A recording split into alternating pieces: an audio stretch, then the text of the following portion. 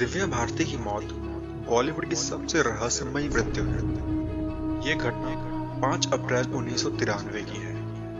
तब दिव्या भारती की उम्र मात्र 19 वर्ष थी। 17 साल की उम्र में दिव्या भारती बॉलीवुड में आई। 18 की हुई तो चोरी छुपे साजिद नाडियाडवाला के साथ शादी कर ली। फिर 19 की उम्र में वो ये दुनिया छोड़ के चली गई। दिव्या भारती का निकाह साजिद नाडियाडवाला के साथ 1992 में हो चुका था, पर इस शादी की बात को दुनिया से छुपा कर रखा गया था। दिव्या और साजिद मुंबई के एक फ्लैट में साथ रहते थे। 5 अप्रैल की रात दिव्या एक पार्टी से वापस आती है। उन्होंने दारू पी रखी थी। घर पे उनकी और साजिद की लड़ाई हो जाती है। साजिद घर से छोड़ के घर से बाहर चला जाता है। अब घर पे दिव्या, उनकी हेल्पर, उनकी दोस्त नीतू लुल्ला और नीतू के हस्बैंड डॉक्टर श्याम लुल्ला थे। डॉक्टर श्याम लुल्ला मनोचिकित्सक थे। दिव्या उस समय कुछ तनाव से गुजर रही थी, इसलिए वो श्याम लुल्ला को कंसल्ट किया करती थी। दिव्या के तनाव की वजह साजिद का अंडरवर्ल्ड के साथ संबंध था। उस रात साजिद के जाने के बाद दिव्या घर पे भी नीतू लुल्ला और श्याम लुल्ला के साथ शराब पीने लगती है। उनकी हेल्पर किचन में खाना बना रही थी। तभी अचानक दिव्या अपने 5वें फ्लोर के घर की बालकनी से गिर जाती है। दिव्या के पड़ोसी उनको तुरंत हॉस्पिटल लेके जाते हैं। पुलिस को नीतू बताती है कि वो और उनके हस्बैंड टीवी देख रहे थे। तभी दिव्या बालकनी से अचानक गिर गई। उनका कहना था कि उन्होंने दिव्या को गिरते हुए नहीं देखा, परंतु उस समय बालकनी में दिव्या अकेली थी। दिव्या की हेल्पर ने बताया कि वो किचन में थी, इसलिए उसने भी दिव्या को फिसल के गिरते नहीं देखा।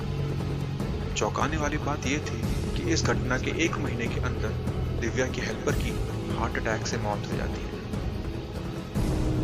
दिव्या भारती के अंतिम संस्कार की तैयारी होती है। चूंकि दिव्या साजिद से शादी करने के लिए धर्म परिवर्तन करके सना बन चुकी थी, उनको इस्लामिक रीति रिवाजों से दफनाया जाना था, जिसके लिए दिव्या के माता पिता भी मान चुके थे। पर साजिद हॉस्पिटल में दिव्या से शादी होने की बात से इनकार कर देता है। दिव्या का अंतिम संस्कार हिंदू रीति रिवाजों से किया जाता है, जिसमें साजिद भी शामिल होता है। बाद में पुलिस इन्वेस्टिगेशन में साजिद ने दिव्या से शादी की बात कबूली थी। इन्वेस्टिगेशन 3 डायरेक्शन में चली। पहला कि ये एक दुर्घटना थी और दिव्या की मृत्यु बालकनी से फिसल के गिरने से हुई। दूसरा ये कि दिव्या डिप्रेस थी और उन्होंने सुसाइड किया। और तीसरा ये कि उनका मर्डर हुआ है। दिव्या ने उसी दिन दोपहर में एक 4 रूम वाले फ्लैट की डील फाइनल करी थी, जिसमें वो और साजिद शिफ्ट करने वाले थे। वो कुछ तनाव में जरूर चल रही थी, पर ये फ्लैट की डील और उसकी खुशी में पार्टी करना सुसाइड करने की तरफ बढ़ने वाले व्यक्ति का निशानी नहीं लग रही थी। दिव्या भारती बहुत ही मेहनती कलाकार थी। 1 साल में उन्होंने 1 दर्जन से ज्यादा फिल्मों में काम किया था, जो आज तक रिकॉर्ड है। इस वजह से प्रोफेशनल राइवलरी में मर्डर किए जाने की आशंका भी थी। उनकी हेल्पर की 1 महीने के अंदर मौत, साजिद का अंडरवर्ल्ड से संबंध और साजिद की पहले एक शादी होने की चर्चा भी उस समय बहुत गर्म थी। और जिस बालकनी से दिव्या गिरी थी, उसके नीचे सोसाइटी की पार्किंग हुआ करती थी, जिसमें हमेशा बहुत कार खड़ी रहती थी, पर उस रात वहां एक भी कार नहीं थी।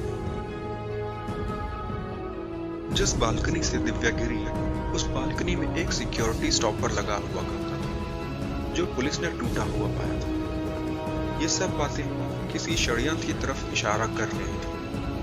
5 साल इस केस में इन्वेस्टिगेशन चलती है, पर पुलिस कोई सबूत न मिलने पर इस केस को एक्सीडेंट बता के बंद कर देती है। पर साथ ही पुलिस ये भी बोलती है कि अगर फ्यूचर में कभी कोई नया सबूत आया तो ये केस फिर से खोला जाएगा।